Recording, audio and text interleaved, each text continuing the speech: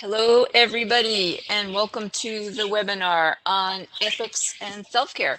My name is Mary McCarty Arias, and I will be your trainer for the next 2 hours. So this course is being sponsored by the Northeast and Caribbean Addiction Technology Transfer Center.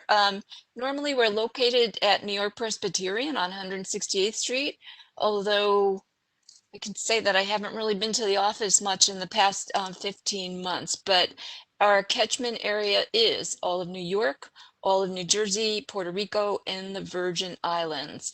And I think the good thing about the webinars is that people from all over the country come. So welcome. You know, while we're on the first slide, I'm going to ask people to start to open your chat. You go up to the top and you can click it. And one of the things you can do if you'd like to is if you want to introduce yourselves, you can tell us where you're from. You don't have to do that if you don't want to. I'm going to check to see how many participants. Actually, there's about 21 people. Welcome. So this course, by the way, for those of you who are getting credentialed, this will help with those 2 hours of the 6 hours that you need for ethics. So again, we welcome you to the course. So here's this disclaimer. This is in every single one of our courses. And the important piece about this is that this course and these training materials were supported by Mike Chappell, who's the director of the Northeast and Caribbean ATTC. And but we work for and we're funded by SAMHSA, which is Substance Abuse and Mental Health Services Administration. So just so you know, there's 10 ATTCs throughout the country, and I told you where we work, and some of you are from other places like Tennessee. Welcome. And you can find out also your local ATTC and the courses that they have too. Another important piece, and we put this in every single one of our courses, is that we really believe, and this is one of the values of the ATTC, and actually it's the values of lots of us in the field, that we want to put people first. So it's the people, a person with a substance use disability or a person with schizophrenia, as opposed to kind of saying, oh, that schizophrenic or that person. Well, you could say that person, but by putting a label on somebody. And one of the reasons we often do this is because it really starts to, or at least we hope to, have it reduce stigma. And as you know, the stigma around substance use, around mental health, around HIV, still is high in spite of all that we know. So you'll find, for example, too, is if you look at your people as people first, your clients, your patients, it'll be helpful for you to look at them as people too. So we know that words have power, and we like to use affirming language because we want to, as it says on the bottom, promote the promises of recovery by advancing evidence-based and culturally informed practices. So there is my picture that I've had on Facebook for many years. I've been in the field, actually I was adding it up today, it is more than 25 years. And I started as a vocational rehabilitation counselor and worked in drug treatment, and also worked in a program that dealt with co-occurring disorders of substance use and mental health. And my job, at least out of grad school, was to help people either find employment or return to the job that they had. And what people used to tell me kind of way back was they would set up an appointment with me, and then they were usually in job jeopardy, and as soon as they got their job back, they'd be like, Mary, I don't need to see you anymore because I'm going back to my job. And it would be in something like the Housing Authority or Amtrak or Metro North, and they kind of forgot that a lot of those jobs had triggers. So we did a lot of work around relapse prevention when you return to work. So that's something about my background. I've trained on ethics for many years, and I started again speaking to a place called Avrasa, which is the Association of Voc Rehab Counselors and Substance Use. And one of the reasons I like to think about ethics is it's really always a reminder to do the right thing. And it's interesting because we're coming out of I think, a very difficult year. Everybody's had probably very different experiences, some easier than others, but ethics are like muscles. They need to be exercised. So it's a good opportunity. And if you've seen courses we've done or everybody's done, we've done a lot of work on self-care. And we'll talk about how that connects with ethics. As you saw from the title, we're going to be talking about ethics and self-care. And there really is a relationship between ethics and self-care, if you didn't know. And we'll talk about what that is. So what are the objectives? We'll look at some of the terms like ethics and the term self-care, like what does that mean in plain English? We'll also look at specific examples of references to self-care in your codes of ethics and what I will have there. So for those of you, like for example, if you're from Tennessee, I don't know the Tennessee Code of Ethics, but we will go over the New York one. NAADAC, which is the National Association of Alcohol and Drug Abuse Counselors, is a national agency, and actually that's where we in New York got our ethics, or the ethical codes. CRC stands for Certified Rehabilitation Counselor, of which I am, and also for social work. So if some of you are social workers, and it'll be interesting to see, you can let me know what are the differences in terms of how you act. So it's kind of fascinating to me. Anyway, we'll look at also areas of improvement. Like anything, we can always kind of get better on things. And then we'll look at also some ways to improve self-care. Let me say too that there have been a lot of, I think, courses or articles about self-care burnout. I don't know if anybody's felt that, but if you have been working at home for 15 months, or if you've been going to your place for 15 months and dealing with all the effects of COVID and how that affects you and your families and your jobs, that we've been kind of proselytizing on self-care. So a lot of people say that they are burned out on self-care. One of the things we can talk about too is one of the advantages of working at New York Presbyterian, and we're at the New York State Psychiatric Institute, is the director.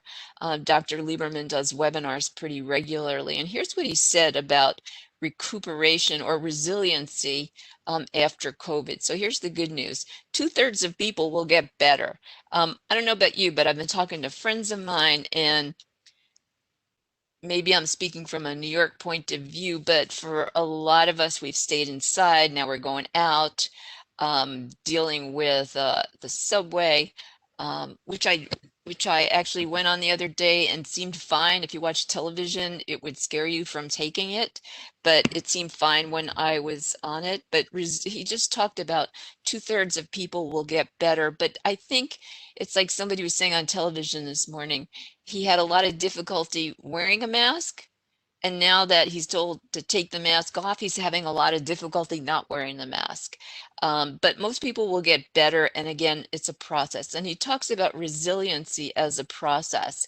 Many of you probably are resilient, and or as counselors, sometimes we're expected to be resilient. But he just said, remember, it's a process. You don't have to wake up tomorrow and feel like perfect.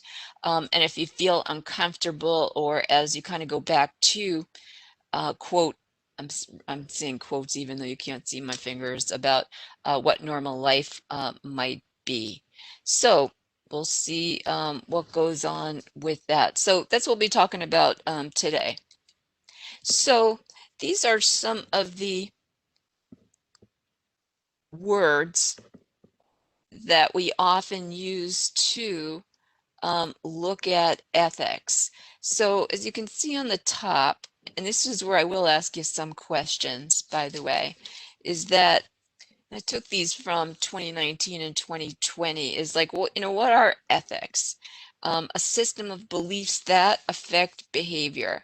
And many professions have codes of ethics. So counselors have codes of ethics, attorneys have codes of ethics, judges.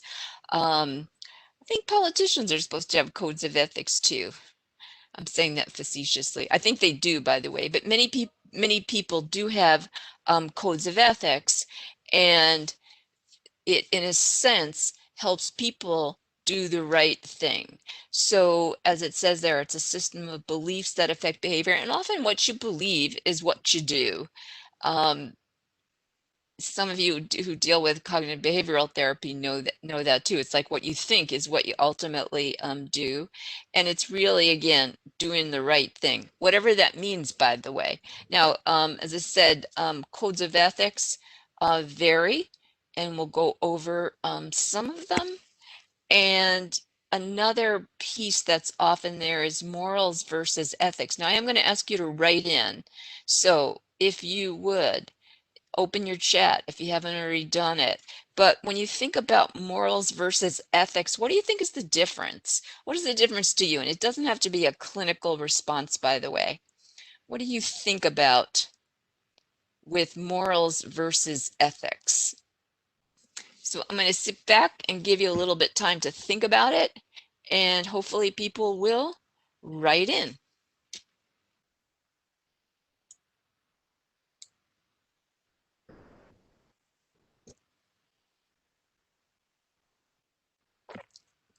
Thank you. Ethics are externally driven and morals are internally driven. Thank you, Alyssa.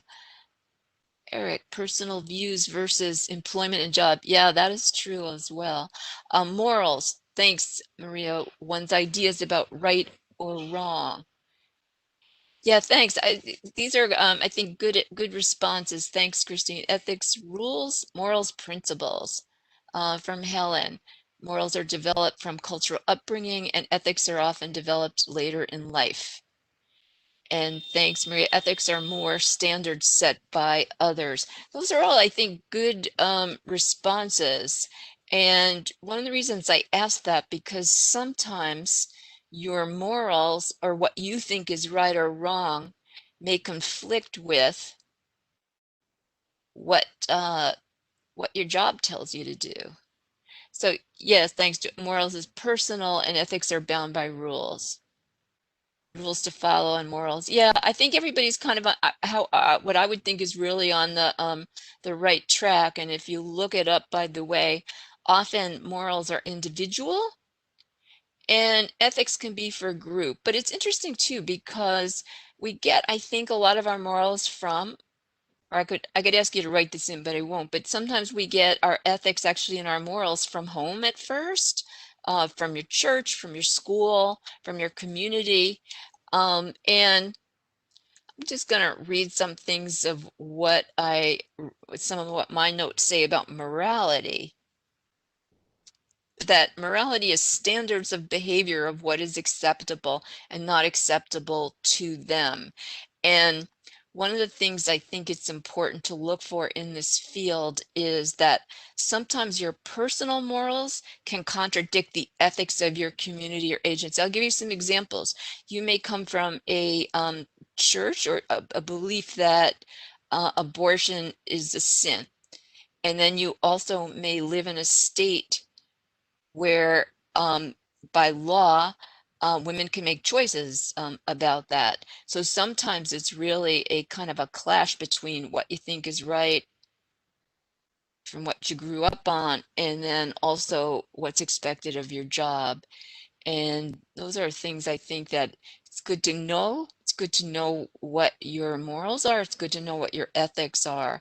Other examples I've seen, I've been in the field for a while, that some people have difficulty working with LGBT people, lesbian, gay, bisexual, and transgender plus people, because they heard in their home or their church that it was a sin. And so sometimes, again, it's the clash of morals versus ethics. I will say that legal, which is not up there, supersedes ethics. So legal almost always supersedes ethics. So thanks again for writing in. I really appreciate that. So let's go from ethics to self-care. Now, of course, when I was prepping this a couple of months ago, I Googled self-care, and what did I get as a definition? Care of self. All right, well, we know that that's not particularly helpful. So this is a definition, and let me say too that if you want to find more information out about this, is that there are actually two professors, Doctors Walsh and Doctors Furlick, and they are at George Washington University, and they've done webinars on ethics and self-care. They work in the rehabilitation department, and they told me I could use these, by the way, but they also have some really good stuff on their website, and this was the definition that they looked at it. So it's activities, plural, to maintain and promote counselors' own emotional, physical, mental, and spiritual well-being to best meet their professional responsibilities.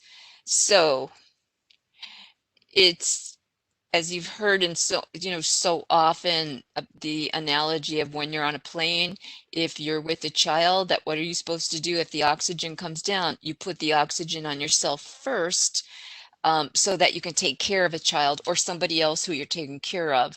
Whereas if you put it on the child first, you might not live to deal with it. So it's like the oxygen on a plane analogy. I think too is, and I don't know if some of you are working at home, but you may have days where you're working on Zoom all day. I don't know, is anybody working on Zoom all day? You don't have to write that in. Or you've had to do sessions on Zoom. And I know friends of mine sometimes go from meeting to meeting to meeting on Zoom. And so they're really tired of sitting in one place and feeling kind of burned out on that. Will that change? I don't know. We're still doing our trainings, by the way, virtually. And I've been looking forward to at some point going back in person, but who knows? I don't know the answer when that's going to happen. Yeah, thanks, Anne, for writing that in. One must take care of yourself in order to be emotionally available for others and to carry out job duties well. So in a sense, self-care logically is a part of ethics. I appreciate that. In fact, that might start to answer the question on the next slide. So let's give it a try. Anne's already given us some response, but think about what you do. Think about your professional responsibilities. And how does self-care affect these responsibilities? Yeah, thanks, Susan. If you've been on Zoom and working from home on computers, yes. So even though I'm going to say I'm grateful to have had a job this past year and have been able to work at home, but it has its own drawbacks. So question is, think about what you do. Yeah, thanks. In order to give the best care, self-care is very important. Absolutely. Anybody else? Oh, your eyes, yes, have experienced the most pain.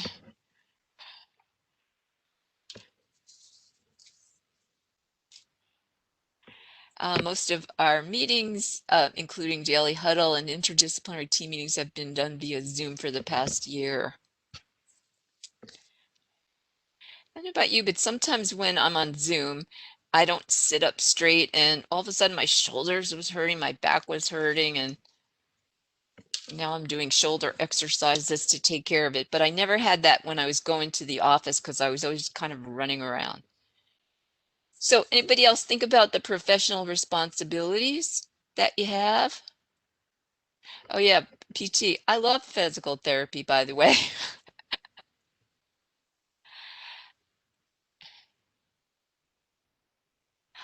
Oh, thanks, Maria. My frustrations are mainly getting the staff to focus and not answer phones or turning the camera on and off.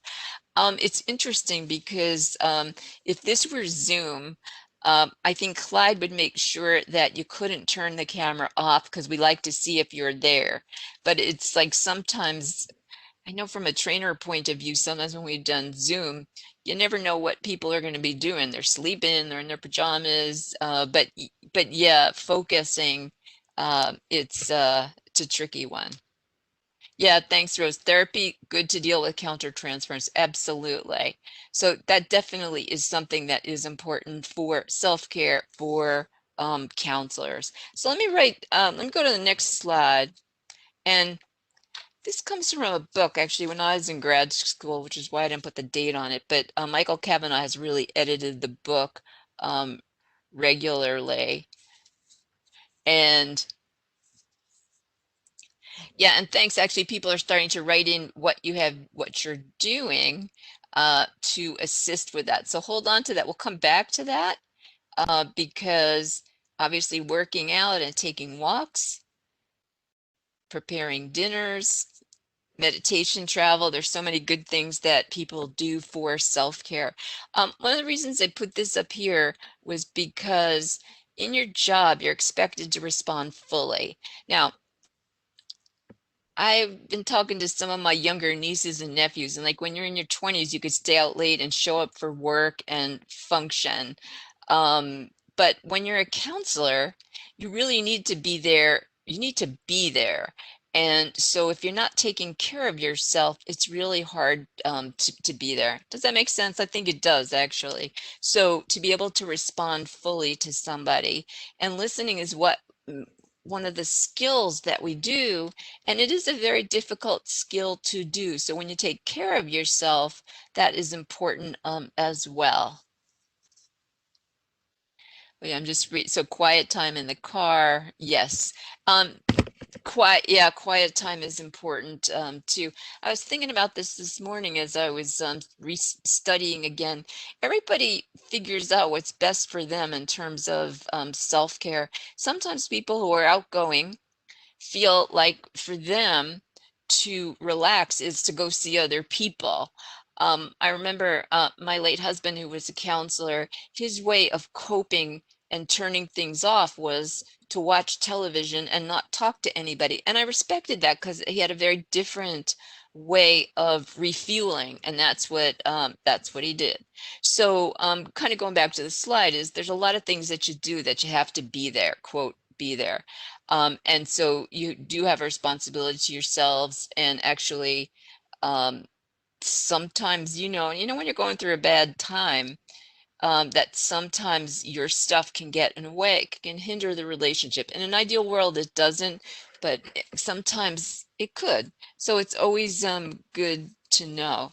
Another thing I was thinking of, a friend of mine was telling me when she started counseling on Zoom, you know how you learn how to in school or courses, you learn how to talk to somebody face to face, and you know how to kind of read them, and you know how to express empathy. And she said as soon as she was on Zoom at first, she'd look at her face and think, oh my gosh, I didn't wear enough makeup, or I should have done my eyebrows. And so it was hard for her to kind of respond fully at first till she got used to it. And I think many of you have had the same thing. I think there's a decent amount of trainings, by the way, on how to counsel virtually, because that could have been, actually was very, could have been really anxiety producing for many people. So I'm just going to review some of the codes of ethics, and this is where self-care comes in. So for those of you who are following the codes of ethics, yeah, actually, yes, Zoom does, you do get instant feedback of your behavior, and it is a good thing. It reminds me when I was in school, we used to, and when I taught at NYU, sometimes we would tape people during doing counseling sessions. Everybody hated that, by the way, because they didn't want to, they didn't want to see themselves on a camera. And now guess what? We didn't really have a choice. So you've had to almost see yourselves on a camera, because you can't, if you're the counselor, you can't like turn your camera off. So it's really challenged us in a different way than we probably had to before this. I remember we used to do courses on telehealth pre-pandemic, and nobody would come. Nobody thought it was really important, and now everybody can't get enough of looking at telehealth. So going back to the CASAC. So for those of you who are in New York and have CASAC, if you're in other places, again, you can check your codes of ethics. But this is what codes of ethics, I think, for CASACs in New York, they're very, I'm going to say they're written very simply. You know, they're 2 pages. I forgot the exact number of them. I think there's 18, but they're different than like the social work ethics are 22 pages, or for the ones that I follow with the certified rehabilitation counselor, they're very complicated. I wouldn't say complicated, but they're complex. And what I like about the CASAC Code of Ethics, they are clear and to the point. And they've been very specific, and they do worry about impairment of a counselor. Now, how do they define impairment? And that's a good question. Often they're talking about, let's say, relapse or the return to use of substances. Now, if somebody is in a harm reduction treatment center, may be a whole different thing. So impairment often can mean the return to the use of substances, but it also looks at, you can have impairment which affects your activities of daily living. And, you know, it can be caused actually by having a partner who's using, by having problems with childcare, by having illnesses, by having mental health issues, a whole variety of things. And so something to kind of look at. I'm just reading what Roberto wrote. You remember attempting to implement telehealth back in 2007, and my staff laugh about it. Now they recognize, you know, if we had known in advance, we all would have paid attention to it.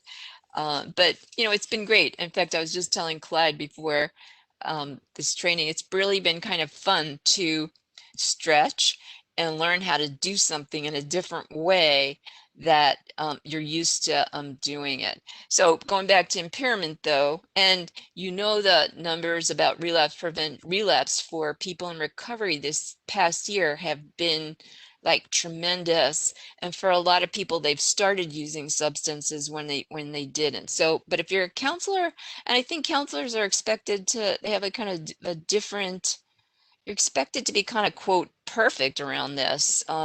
When a counselor relapses, it can be really problematic. If a banker relapses, they go to treatment, and it usually does not affect their job, you know, unless they've been embezzling or stealing money.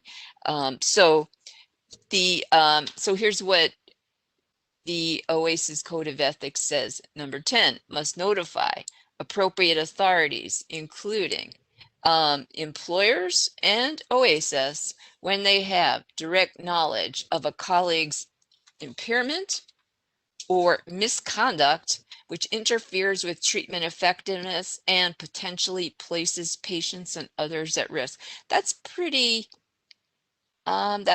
clear. Oh yeah, I agree, Roberto, that impairment can occur with anything, with life changes, death of a relative, divorce, home stress. Definitely. The key for us, by the way, is to, as we go through difficult times that may not be substance use related, is how do we take care of ourselves? How do we work around our job? And just to have the, you know, kind of self-knowledge around that. But like I said, number 10, now they say you must notify appropriate authorities when you have direct knowledge of a colleague's impairment or misconduct. And I think, you know, people don't like to snitch on people, or people don't want to tell their supervisors about their friends. But I will say that that's what the Code of Ethics for OASIS says. So if you see somebody else, you're supposed to do something. And then number 11 is expected to recognize the effects of their own impairment on professional performance and must not provide services that create conflict of interest or impair work performance and clinical judgment. So I'll throw out a question. One of the questions is, as you're looking at CASAC Code of Ethics 10 and 11, what do you think? What do you think? Or what stands out for you?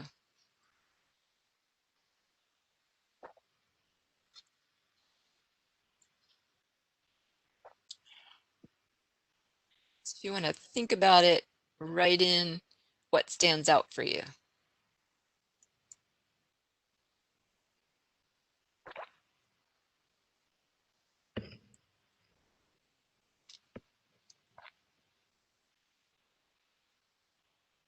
Yeah, thanks, Rose. Yeah, the need for honesty and self-awareness. And that's always key. It's like know thyself.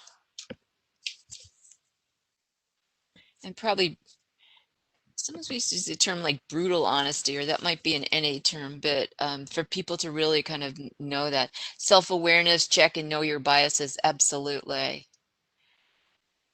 Yeah, thanks. You approach your colleague first to see if you can assist. If that doesn't work, you need to notify. And I think that's what a lot of people do, by the way, so that you can work with your, approach the colleague first, and then you will have to report. Yeah, and actually, somebody wrote in privately, we are reporting agents for things we see. You know what else? One of the things that happens is everybody gets responsible. Like suppose you work at a treatment center where you're driving people places, and the person who's the driver is impaired. That obviously, it also puts everybody at risk. Yes, counselors can be cognitively impaired. Yeah, and thanks, Helen. There's a professional standard to fall back on. And I think that's the good thing about the codes of ethics is you can fall back on it. It's not like you made it up or it's your option. Yeah, unfortunately, if you haven't had to do that, that is a good thing. Thanks, Roberta. So when you're impaired, first sign is paperwork and reports and your mood. Suggest EAP. We should be able to recognize the effects of impairment and speak with a colleague. So as Susan says, I've been in that situation and had to report them because after speaking with them, it continued. I would encourage my coworker to go home and remind them of the oath that they took. So I just put that out there as this is kind of, you can figure out for yourselves, what your comfort level is, but the ethics kind of do tell you what to do. If you are if you're working in an OASIS program.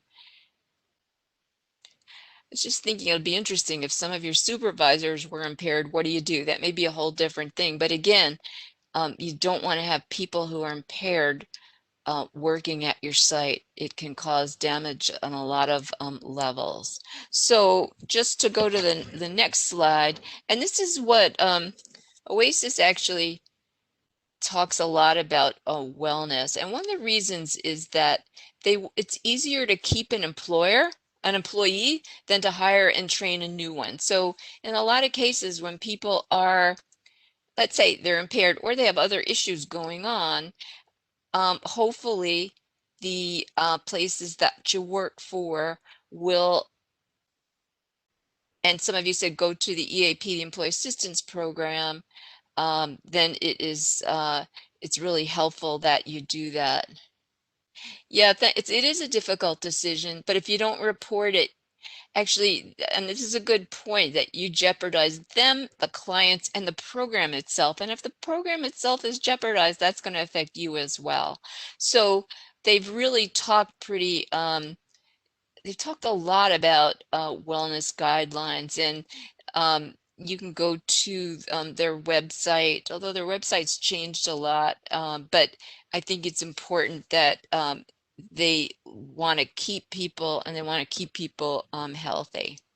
So here's some other codes of ethics. And if some of you are ACAs, if you're in the American Counseling Association, here's what they say, that counselors need to monitor themselves. That's pretty clear. And some of you said that before, and that's similar to one of the CASAC code of ethics. So sometimes when you take courses in ethics, they want to know like that it is C2G, impairment. Counselors need to monitor themselves. So that's pretty clear.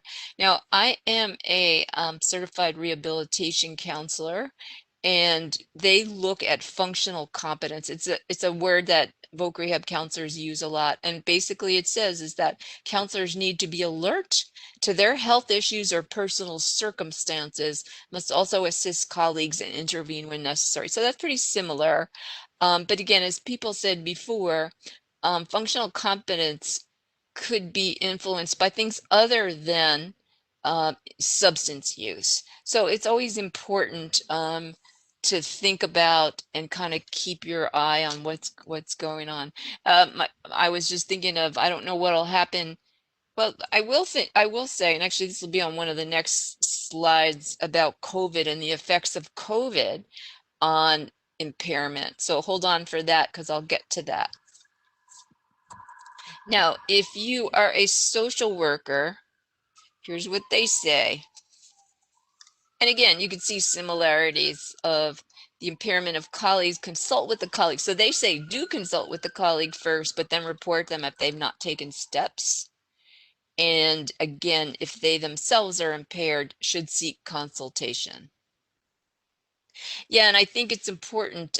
Many of your employers have employee assistance programs. And just so you know, the good thing about employee assistance programs is they do a variety of things.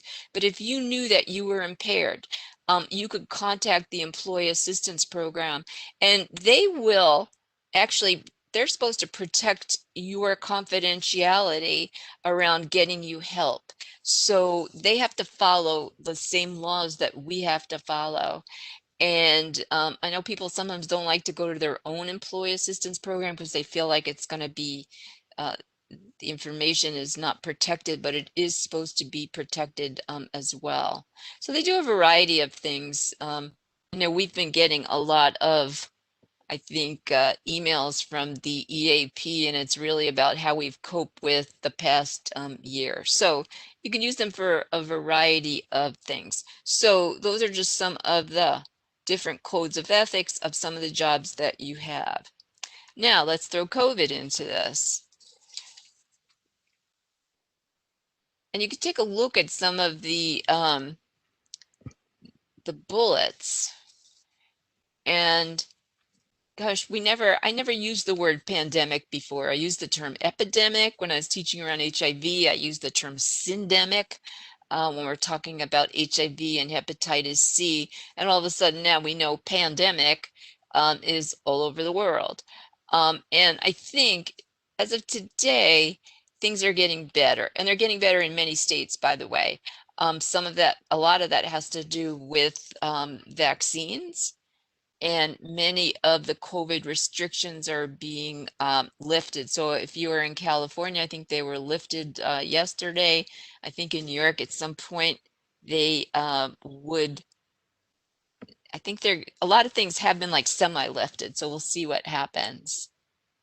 So one of the challenges with COVID, which was different than a lot of other things, was we didn't know what it was. We didn't know how you got it. We have certainly ideas. We didn't know the outcome. And we do know that I think 600,000 people have died from COVID in the United States. And if you look at that number, 600,000, you can attach, if you're good at math, you can multiply it by 9, because for every person who has died, it may affect 9 people in their family. So some of us are dealing with that as well.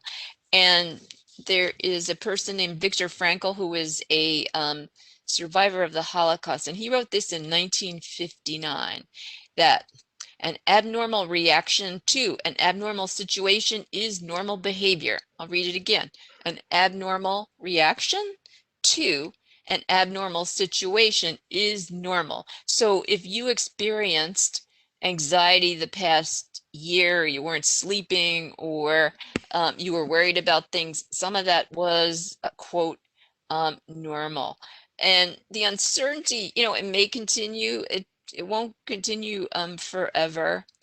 And another thing you could add, I put in there loss of family or friends, and there's a term, the burden of bereavement. And like for a lot of people, let's say some of you who are maybe nurses or doctors or worked with people directly and lost a lot of patients, people might not be dealing with what that's going to feel like till it's over, and then it will hit.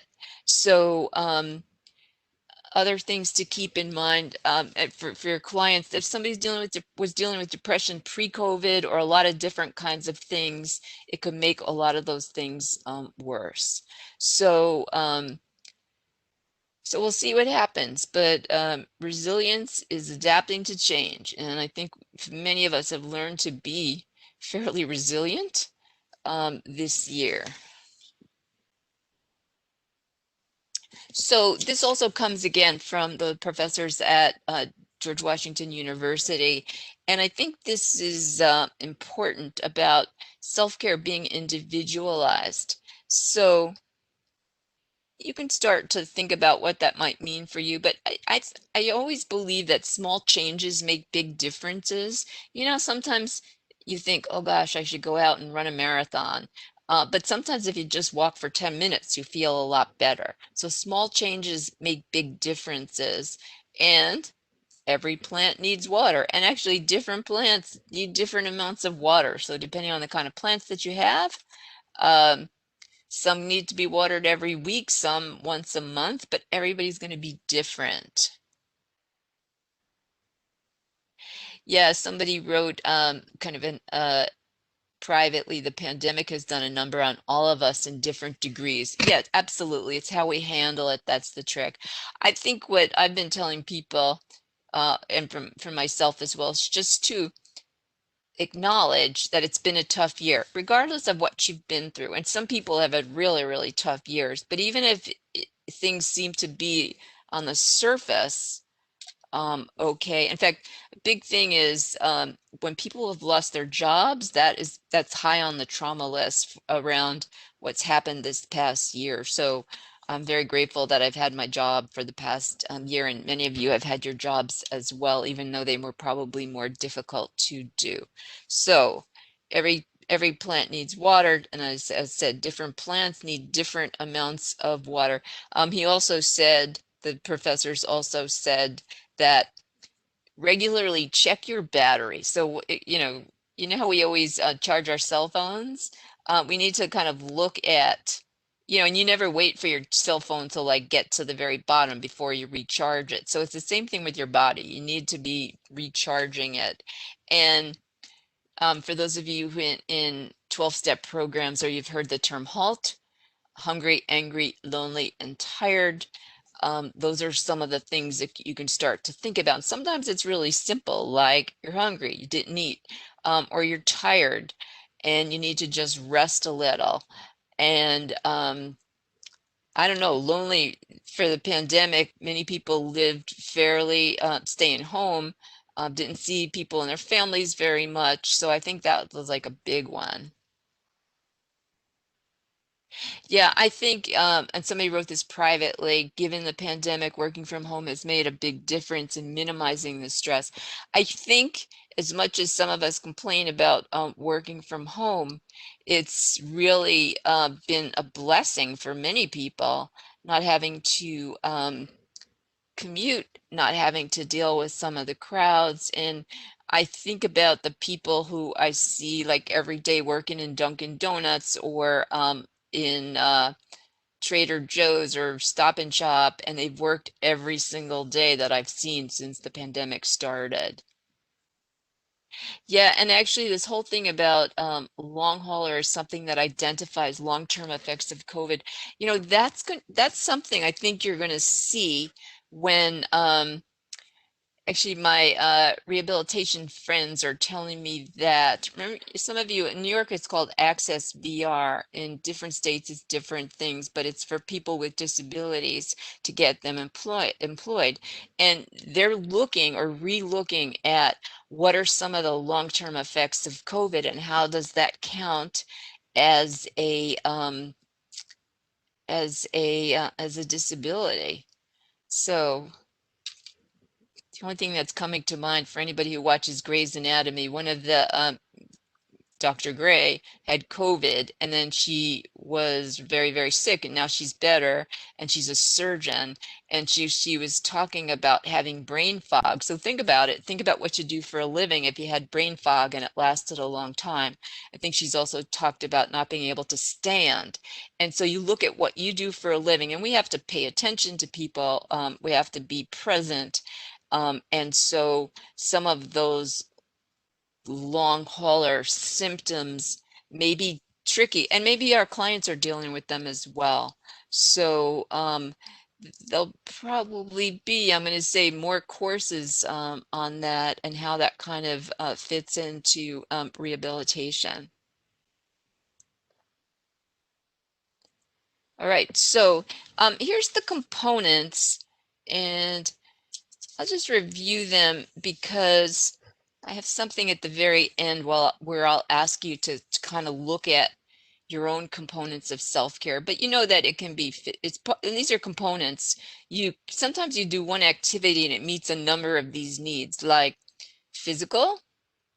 So those of you who said that you like to walk, that certainly helps physically, but it also helps psychologically, I think. So psychologically and emotionally, dealing with feelings and what to do with feelings, spiritual components of self-care.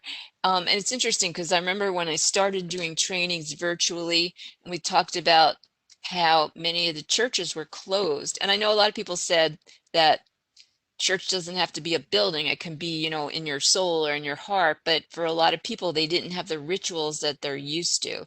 And spirituality is not necessarily religion anyway. It's about a connection with the higher power, however you define that.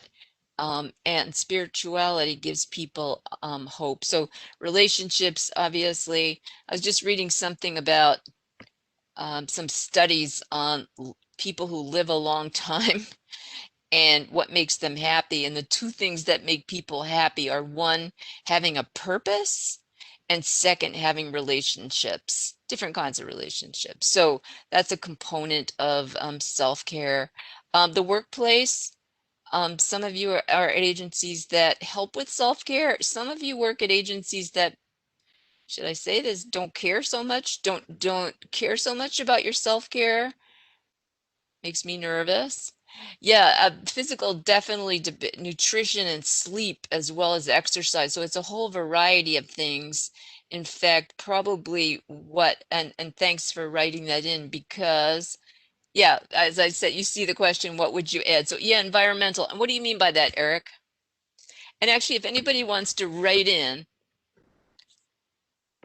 what's standing out for you in terms of some of those components. And yeah, and what surrounds you? Thank you for writing that in.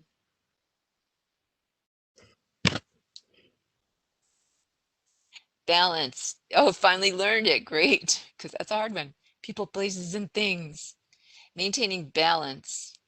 Yeah, balance is always I think a challenge. It's a challenge. I think people have looked at it very differently in the past year. Although, let me say that for some of you who were working at home, but also your children were home, and you now became a math teacher, and you were teaching a lot of people at home, really messed up some of the balance. So yeah, the key is that it really is a lot of, yeah, and it's important, again, to stay physically and emotionally well. Yeah, relationships, and you could see as people are writing in the chat to everyone, you can see what people are writing in.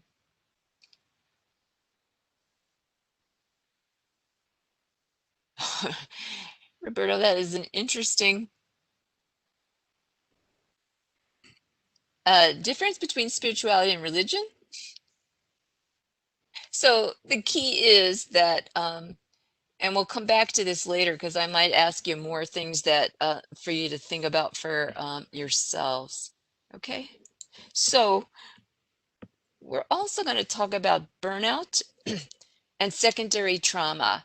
And here's a couple of things to keep in mind. Sometimes if you go and look in the literature, Sometimes, you'll hear the term compassion fatigue, and compassion fatigue is emotional, it's physical, and it's caused by because you're empathetic. Now, that's what you're supposed to do, right?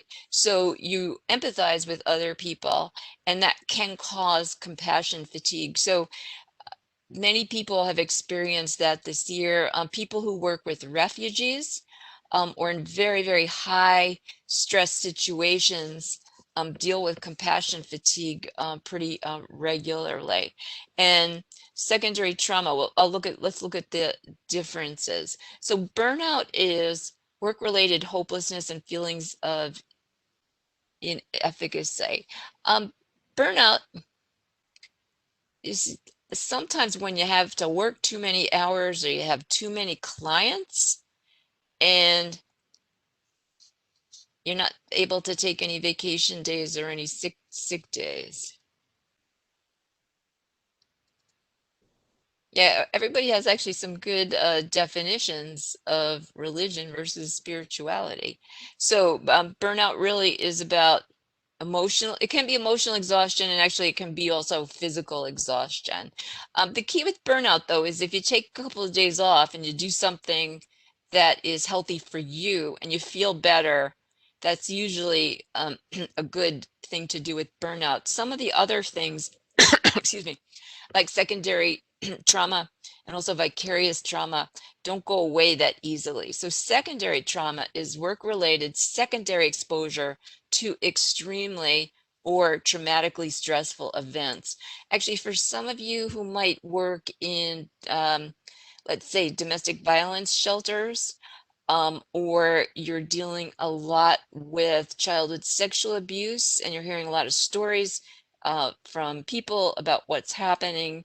Um, and actually, there's a whole host of traumas that you listen to. And it's not that you've experienced the trauma yourself, but you're hearing it. Um, yeah, sometimes people have to change jobs.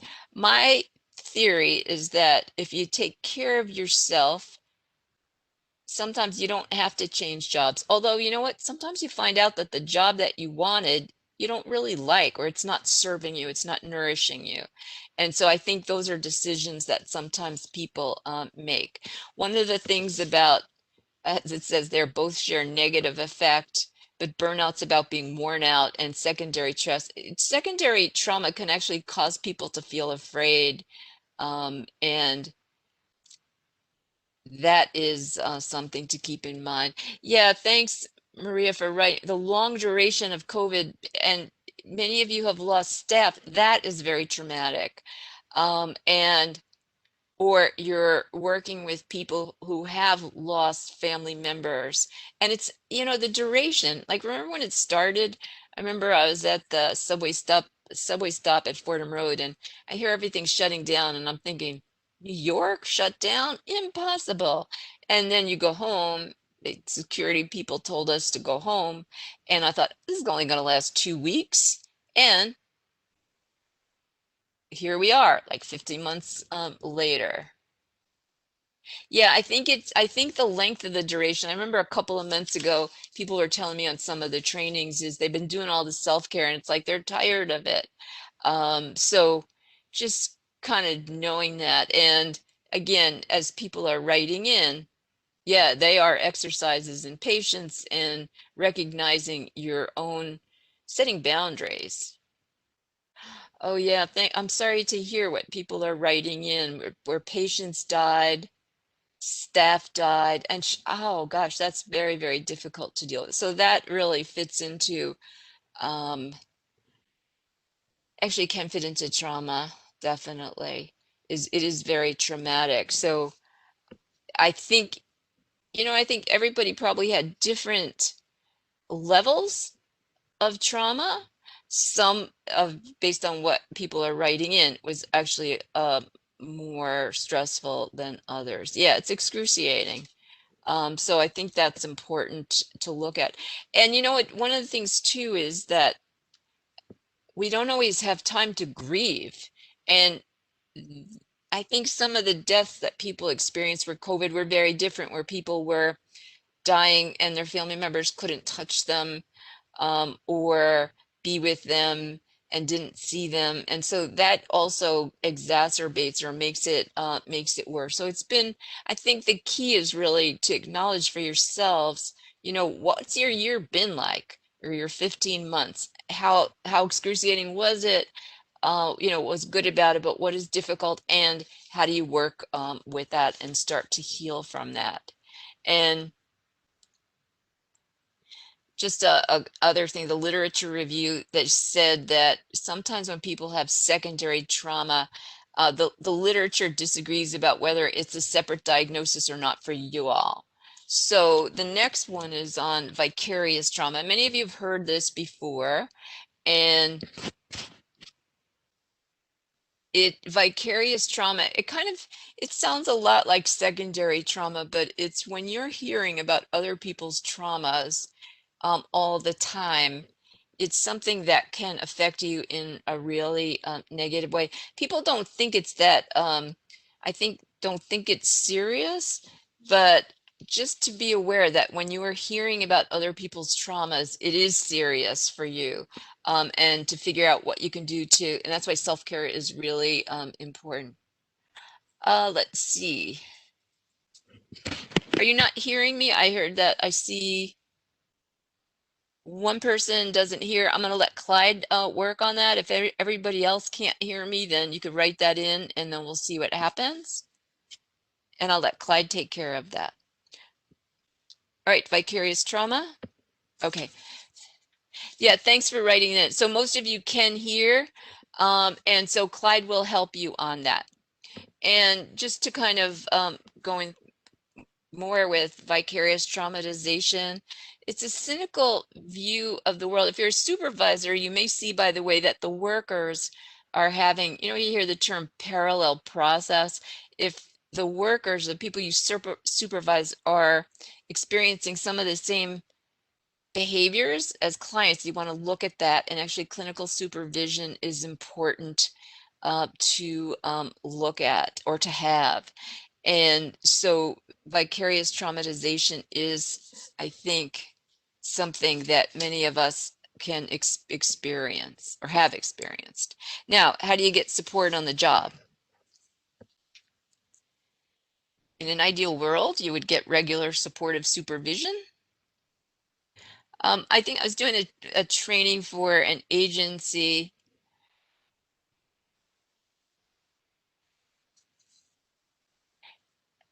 Again, I'm going to leave that to Clyde about Ruth, about I don't know the answer, and so maybe Clyde can help you with that.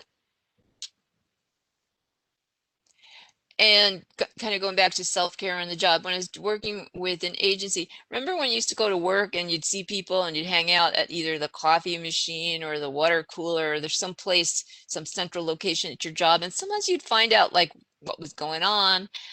You'd have a lot of informal conversations, and we don't have that so much anymore. Although I do know that the there's an agency that I worked with that they had Zoom water cooler every Monday. They had something every day, but they talked about what do you do with the water cooler. The challenge with Zoom, though, I find is that you can't if you have 8 people on Zoom and you only want to tell something to one person, actually you can text each other or you can write them separately.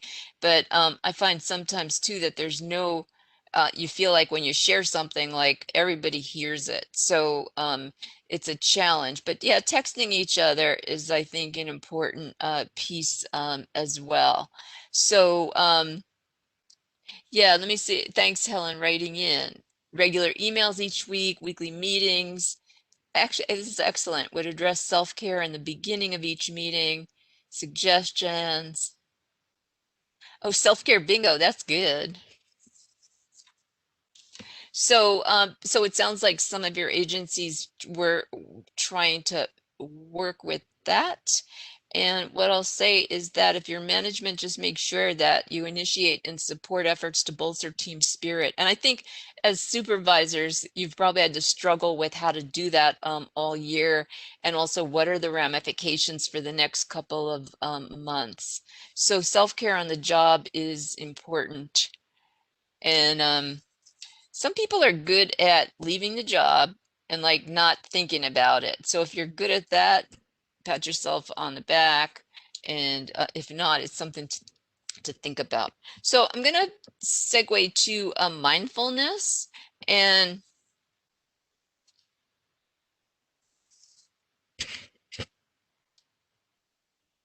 yeah, thanks, Clyde, for working with that.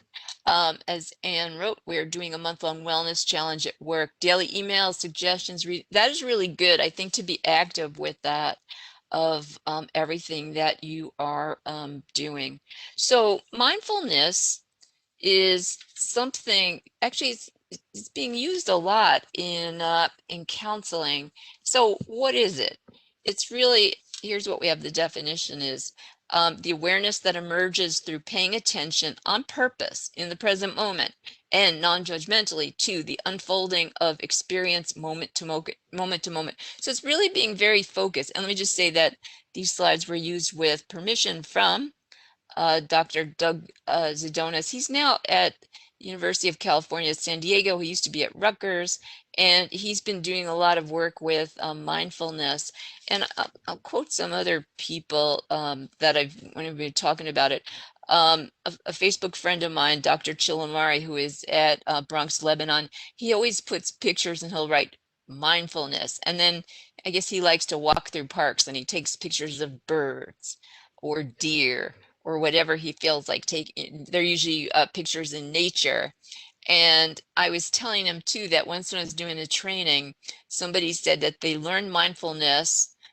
Somebody at an AA meeting, an older woman was telling this young guy, mindfulness is, think about it when you're doing the dishes. You know, sometimes when you're doing the dishes, like sometimes I just want to get them over with, but if you kind of take your time and you feel the hot water and you feel the soap and you clean the whatever you're cleaning, you can use that. You can use anything for mindfulness. I guess that's my point on this one.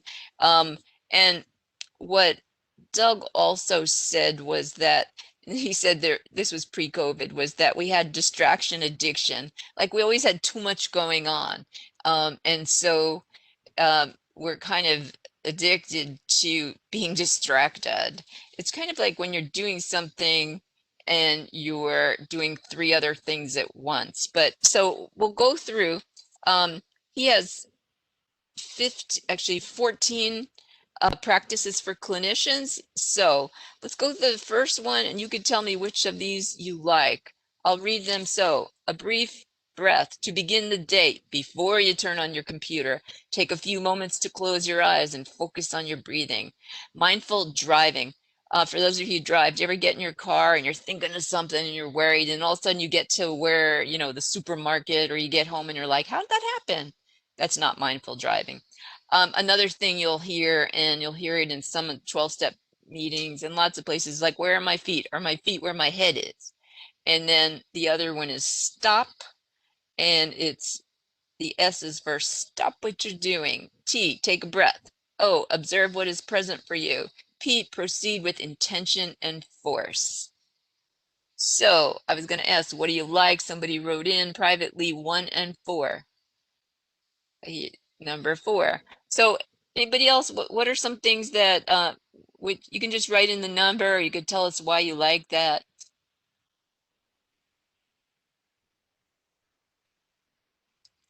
Sometimes I've tried to do that. You know, sometimes you get up and, like, I get up, I'm working at home, I put the coffee on, and then I tend to want to go towards my phone and see if I got any messages, and I try to wait a while. Easier said than done. Yeah, mindful driving. And, you know, it's interesting too, because driving is a skill where you have to have a lot of your senses going on. You got to see forward, you got to see backward, you got to see side to side. So when you're not thinking, that can be dangerous. Yeah, number 4, it keeps you focused. Thanks. Yeah, 1 and 4. Yeah, so it sets the tone of the day. Focus and be intentional. Thank you. So again, tomorrow you'll get copies of these, and sometimes you can look at and see what works for you. But let's go over another set. pre-pandemic, mindful hand washing. Now, we work in a hospital, so when we used to have these sessions on how to wash your hands, you know, and sing happy birthday before this all happened, but to kind of take your time with that. Clear some breathing space with a check-in. Some of you have on your phones alarms that tell you to take a break. Oh yeah, intentionally taking time for meditation and praying, plus affirmations. These are all great things. Long scenic drive with low, relaxing music. Country roads and fields work for me. Thank you. Mindful, oh, here's another one. This can get you in trouble if you don't do it, but mindful emailing. So before you send, you know, somebody sends you an email, could be somebody you work with or somebody in your family, and you want to write something and you write something mean and then you send it. So here's some other things to keep in mind. Before you send an emotionally charged email, stop. Take 10 breaths, notice your sensations, reread your email before sending. I usually wait 24 hours. If I'm really angry at something, I will kind of sleep on it, and then usually the next day it doesn't sound so charged. Unitask is another one, and that is, I think multitasking is overrated. Now, some of you have to do like some of the people who are mothers have told me they've had to do a lot of multitasking. But sometimes if you just do one thing at a time, it can be really help you with mindfulness. Also, I don't know about you, but sometimes when I multitask, I make a mistake. So if I'm trying to pay my bills at the same time that I'm developing PowerPoint's not a good combo. So so let's see what people have written. 6 and 7. Yeah, I think redirecting the email is good.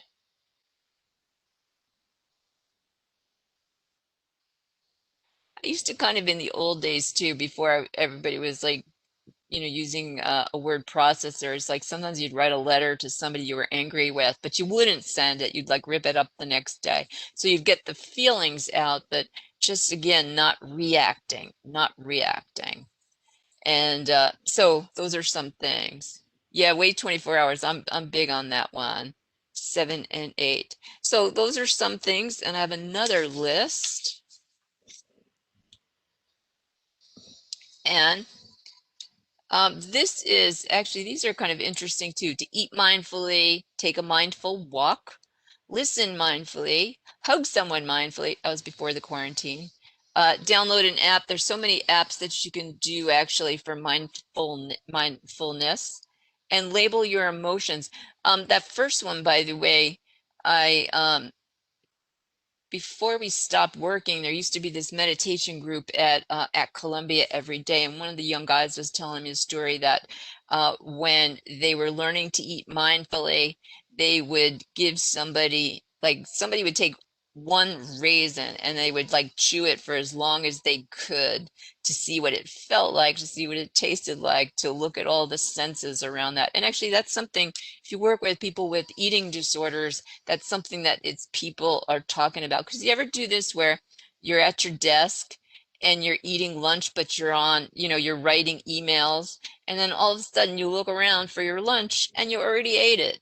So mindful eating can be another one. And even mindful walking, you know, actually a lot of people wrote how you like to walk, which is one of my favorite things to do as well. Oh, yeah, right. Ate your lunch for breakfast. Oops. Yep, those things can happen. Oh yeah, the apps that come in, yeah, at different times. Sometimes it's really nice to really reflect and to use that. Yeah, thanks. Look at a picture of a loved one before responding. Appreciate what I'm doing. Smell the roses. So, you know, sometimes I know that I live in Mamaroneck outside of New York, and I have I have done like 10,000 steps a day. I mean, I've sat a lot at this computer, but I find since the pandemic, like I'll pay attention to people I see, or to flowers that I pass, or squirrels or rabbits or whatever. So it just makes it kind of really interesting. And feels good, and it kind of hits that spiritual slash psychological, emotional, physical.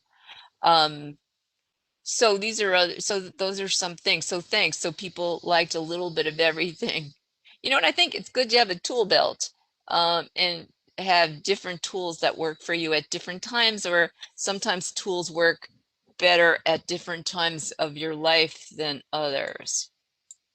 So this is also, remember with stress, we talk about the amygdala, the part of the brain where you, when it's the survival part of the brain where you either fight or you flee or you freeze. And everybody's different. It used to be that, I think, it used to be that men were expected to fight, women were expected to run. And like some animals freeze when they are under stress, and that protects them. So they look at, if you're a fighter, the stress response turned inward. And you could see there, oh yeah, working and taking pictures during the walk. Very cool. A lot of people have uh, gotten a lot of new hobbies this year. So if you did, that's another cool thing to do. So stress response turned inward. If you're a fighter, it might be self-criticism. How do you work with that? Be kind to yourself. If you are like flight, you might tend to isolate, and the self-compassion would be humanity. If you freeze, you might ruminate, like think of something over and over again. And again, the self-compassion would be mindfulness. Now, what Buddha said, by the way, and this is important to, I think, to listen to is, and I'll read it twice. If your compassion does not include yourself, it is incomplete. Many of you have lots of compassion for the clients and that you work with, but if your compassion does not include yourself, it is incomplete. So I think it's really important for you to have compassion for yourself, especially after what you've gone through the past 15 months. So here's a question, and this might work better in person than it would virtually, but when you think about how sometimes you treat friends versus how you treat yourselves, like suppose that somebody came to you and they were or suppose like you came to you and you were talking about your problems. um you wouldn't really say to somebody, oh, that's stupid. You'd probably be kind of kind to your, sorry, I'm spacing on this one because I think it's important that sometimes we treat our friends better than we treat ourselves. So what does that mean? Are you kind to yourself? There's a lot of, I know I worked in the eating disorders unit briefly at Gracie Square when I first got one of my first jobs, and they did a lot of work about self-talk. And there were a lot of young women there, and they had anorexia. So they were about 80 pounds, 90 pounds. And the way they talked to themselves was like, you are fat and ugly. So it just speaks to that sometimes the self-talk that we have to look at, because we would probably not say that to our friends. So I hope that makes sense. But think about how you treat your friends versus how you treat yourselves. And are you as compassionate with yourself as you are with your friends? Make sense? You don't have to answer that. All right. So yeah, if it's the same, actually, for those of you, if you treat yourself and your friends with the same kindness, that's a great thing. But sometimes people are really hard on themselves. So we're actually getting, I'll tell you, we are getting towards the end, but here's what I'm going to ask you to do. As far as it's called a comprehensive self-care worksheet. This, by the way, comes from tip 57. Remember, the tips are treatment improvement protocols, and they tip 57 is on trauma-informed care. And they said, or whoever this person wrote, Mr. Burke, wrote this in 2006, but it said we could use it. So here's what I'm going to ask you to do. I'm going to say, and we'll go through physical one slide, then psychological, then emotional, then spiritual. So you don't have to write in if you don't want to, although thank you, because some of you have written in. So physical, what are some non-chemical things that help your body relax? And what supports your body to be healthy? So I'm going to sit back, and if you want to write in, you can. Some people have already started. But what are some non-chemical things that help your body relax? Oh, good, great, great. Exercise, sleep, stretching, yoga, deep breathing, all the good things. Actually, meditation, yoga, run, hiking, kayaking, eating healthy foods, lots of walking, paying attention to eating habits, visualization, prayer, dancing, a long bath, a warm bath. I have become a big proponent of Zumba. And actually, I tell the teacher, I do want to dance like I'm dancing by myself. So I turn my camera off, but I watch her. And so in my mind, I think I have learned how to salsa the past 15 months, but I haven't been out to like see if I really can. So it has kept me very sane and has been so enjoyable that it's something that I will continue to do. Oh yeah, we got prayer, meditation, sex. Yes. So there's a whole variety of things. So the key is for yourselves to know, what do you do for self-care that helps you physically? All right, want to try another one? Let's go to psychological. All right. Again, you don't have to answer any of these questions. There's a lot of questions here. What helps my mind relax? What helps me see a bigger perspective? What helps me break down big tasks into smaller steps? What helps me counteract negative self-talk, negative beliefs? What helps me enhance my counseling and helping skills and working with clients who are traumatized? What helps me become more self-reflective? I think there's about 7 questions. So if you want to, I'm going to sit back, relax my mind, watch cartoons, cool. Sharing my thoughts with others. Thank you.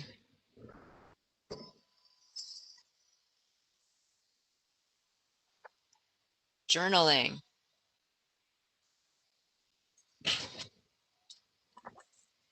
Thanks. Talking with colleagues and loved ones. Self-inventory. Thank you.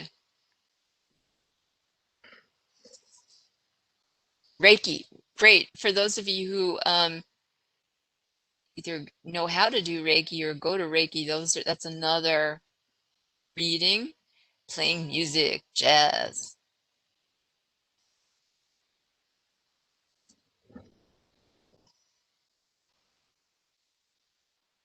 Oh yeah, sometimes when you see people on television or in movies dealing with similar situations, that can help. TV or movies, talking to a good friend who's not judgmental. And hopefully we all have good friends who are not judgmental.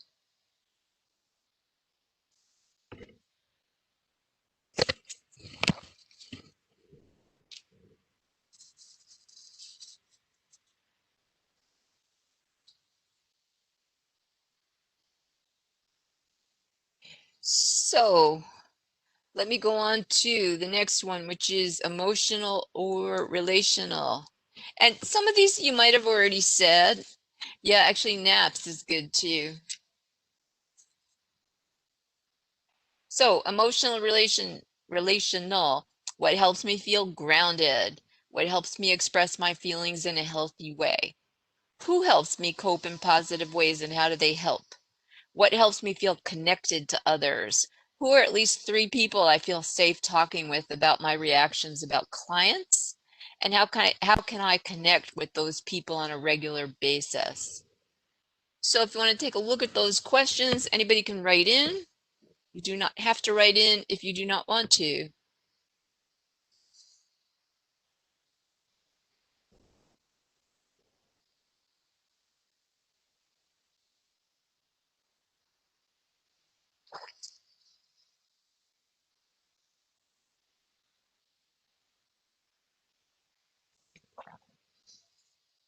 Oh, infant niece.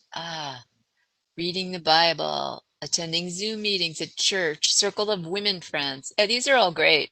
Calling your daughter or mother, talking to your children, be alone and take care of myself emotionally and physically, talking to myself and reminding myself it is okay.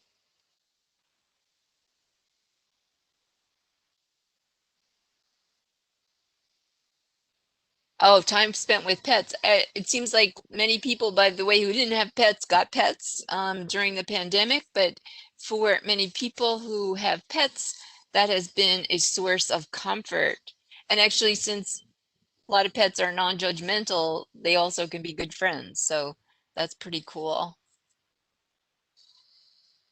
I think one of the questions I liked was who are at least three people I feel safe talking with about reactions about clients. So yeah, I think if you can think of three people who you feel safe talking to, even in general, that can be really helpful. Yeah, and having people you can talk to. Yeah, and seeing people on Zoom, I think it is sometimes helpful. Yeah, actually texting, Facebook.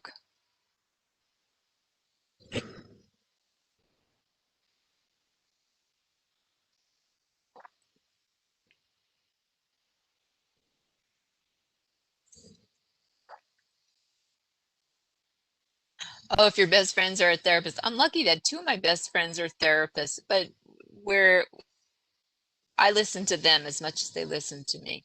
Yeah, sisters, daughters, husband. So group therapy, mindfulness. Oh, TikTok. Good jokes and funny situations in there. Yeah, I think, laughing increases endorphins. And I think it's been like this challenge that at the beginning of the pandemic, things didn't seem so funny. And so now it's like really good that comedians are, depending on if you watch comedians or if you have people in your life who make you laugh, I think that is really good. Yeah, I think this time you probably have learned, you probably had good friends who you didn't know about, or you really got a sense of who is helpful to you. Yeah, I think comedy club or via the web. Oh, would I lie to you on YouTube? So there's a lot of things you can do, I think, to feel grounded. And again, laughing can be part of that, having a good sense of humor, having people around you who have senses of humor. So let me go to this last one, which is spiritual. And again, some of you have mentioned some of these things during this, but what helps me find meaning in life? What helps me feel hopeful? What sustains me during difficult times? What connects me to something greater? So,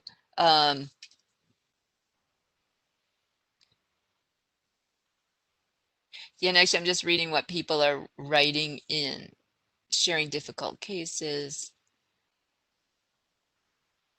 Oh, husband is an LCSW. 12-step meetings, definitely. It's interesting because in my neighborhood, 12-step meetings are coming back in person. They've been on Zoom for much of the year.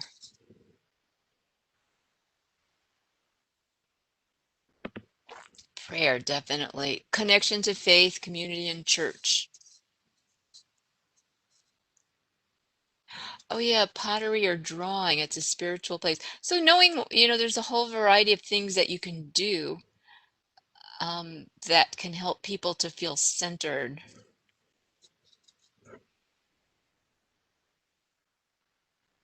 Yeah, church and great friends. Being out in nature, absolutely. Hikes. Yeah, a lot of people wrote in hikes. That's also one of my favorite things to do.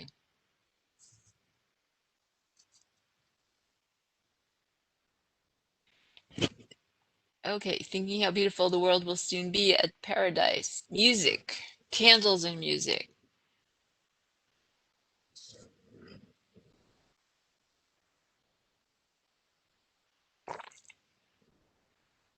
Yeah, old comedy skits. Yeah, there's so much. So it sounds like people are doing a variety of things. And again, one of the things that one of the questions I like is like, what makes me feel hopeful? Because when people have a sense of spirituality, spirituality does provide hope. And for many of our clients, they don't feel hopeful. And so to give somebody hope, you kind of have to feel it yourself. And not that it doesn't mean that sometimes things are going not so well, but to have that. So it sounds like is what people are writing in, that there's such a variety of ways to connect. And this was these 4 slides were something I added to the course because I thought, it's good for people to think about it. And also when you get copies of the slides every so often, you can look at it. And if you're in group supervision, you can also look at things as well. So thank you again for writing in. So I don't know if you want to answer that question, but based on what you learned today, anybody think of things they can improve to do? Many of you talked about what you have been doing. Any things you might want to try?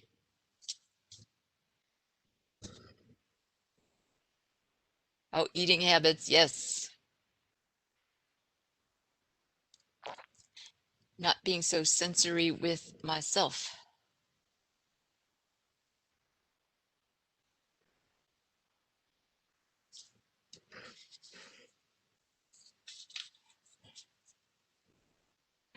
Ah, the gyms are open again.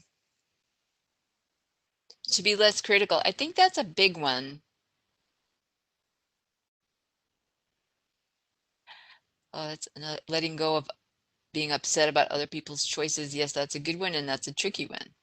Allowing my little girl to come and play more. Thank you. Oh, yeah.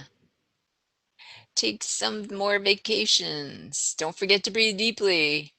The good thing about breathing deeply is you could do it anywhere. It doesn't cost any money. And it's something you can teach to clients also in terms of reducing cravings. Yeah, more compassion. I think those are some things to really to think about. Oh, yeah, having an accountability partner. Yeah, that take more time to take care of me. These are all great things, by the way. So um, I hope this was helpful. Again, like I was saying at the beginning, sometimes people are really burned out on self-care, but it's just so important for us to continually look. And sometimes you need to change your routine. Something worked for you at the beginning of the pandemic's not working for you now. So you can kind of look at that as well. So the key is to continue to take care of yourself, and also it does fit into ethics. So anybody have any questions? Any questions I can answer? I'm a little early today, but I had a feeling that might happen.